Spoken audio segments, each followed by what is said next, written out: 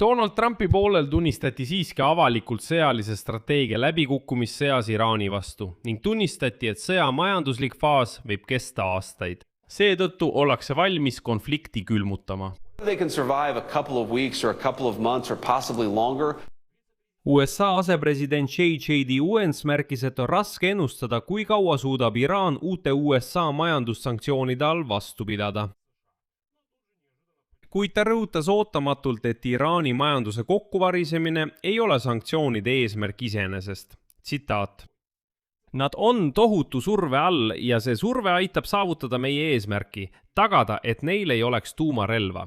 Kas nad suudavad vastu pidada paar nädalat, paar kuud või võib-olla kauem, seni kuni neil pole tuumarelva.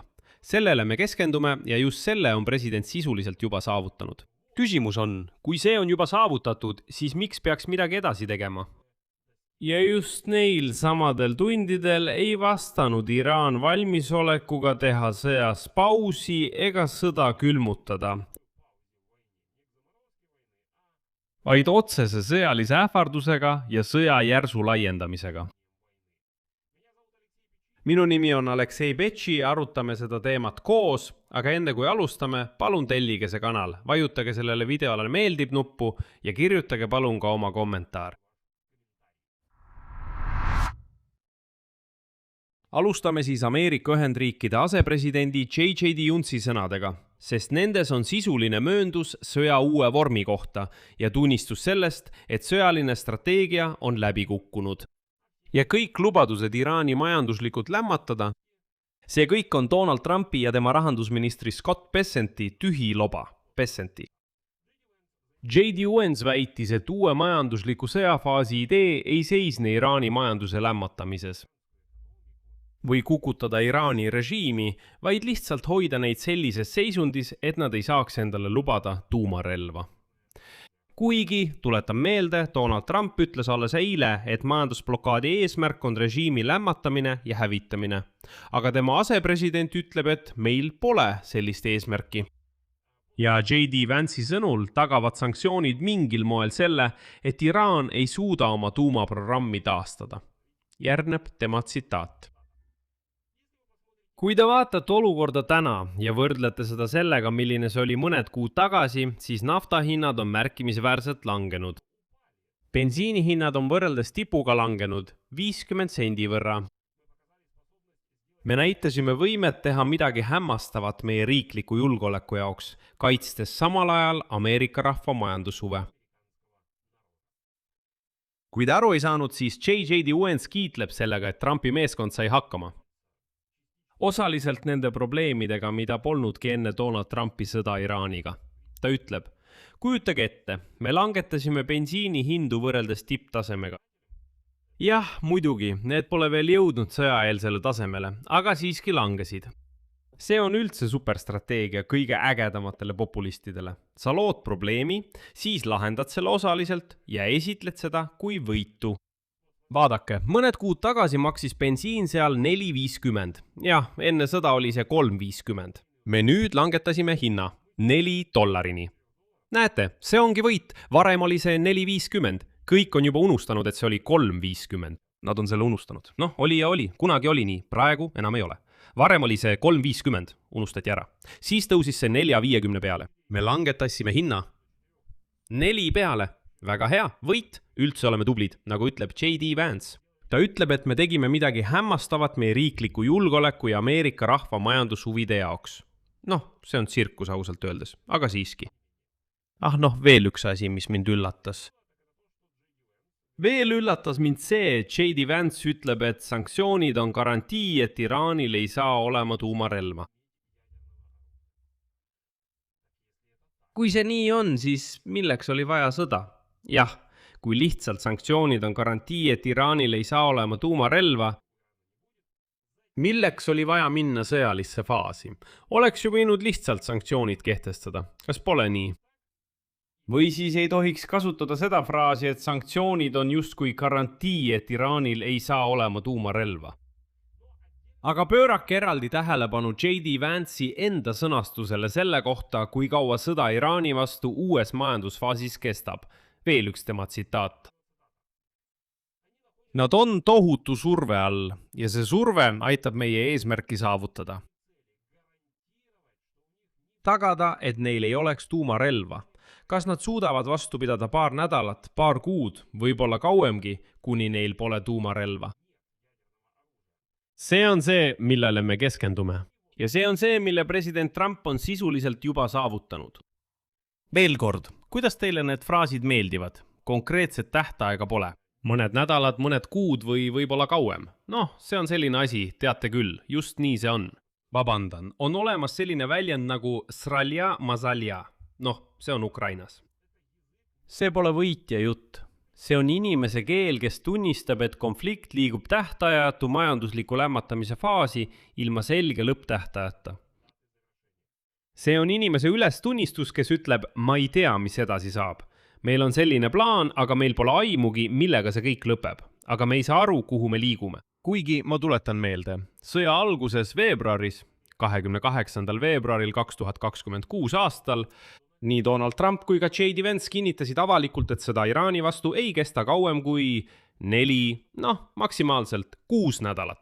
Ja ma ei mõtle neid numbreid ise välja. Te võite ise minna need üles leida, lugeda, vaadata videot, kus Trump ütleb 4 nädalat. Maksimaalselt 6 nädalat. Ja Iraanist ei jää üldse midagi järele. Me pühime ta lihtsalt tolmuks ja kõik. Kõik.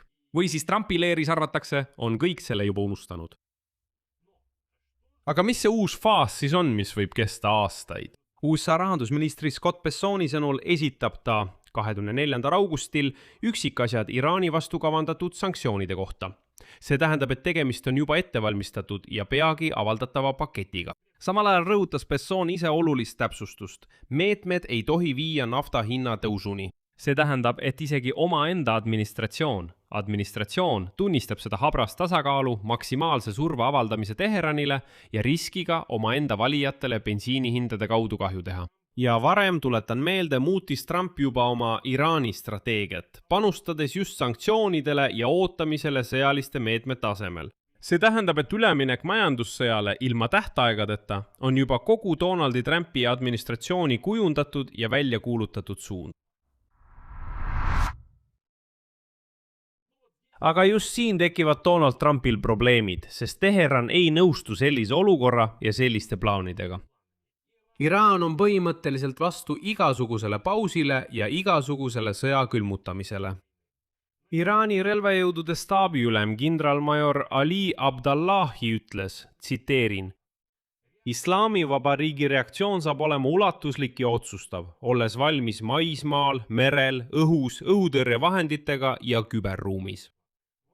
Iraani relvajõud vastavad. Iraan võtab tarvitusele hävitavaid, karistavaid ja purustavaid meetmeid. See on viis, kuidas Iraan lubab sanktsioonidele vastata. Nagu te mõistate, ei kavatse Iraan lihtsalt niisama istuda ja oodata, kuni sanktsioonid mõjuvad. Ei. Nad ütlevad, et teie otsustasite sõja külmutada, aga meie sellist otsust ei teinud. Teie otsustasite rakettide asemel kasutada sanktsioone, aga meie sellist otsust ei teinud. Iraani parlamendi spiiker Mohammad Bagir Ghalibaf, riigi peamine läbirääkija vahendajate läbirääkimistel USA's, lisas oma versiooni jõudude vahekorrast. Tsitaat. Washington saab aru, et otseses sõjalises vastasseisus ta ei võida.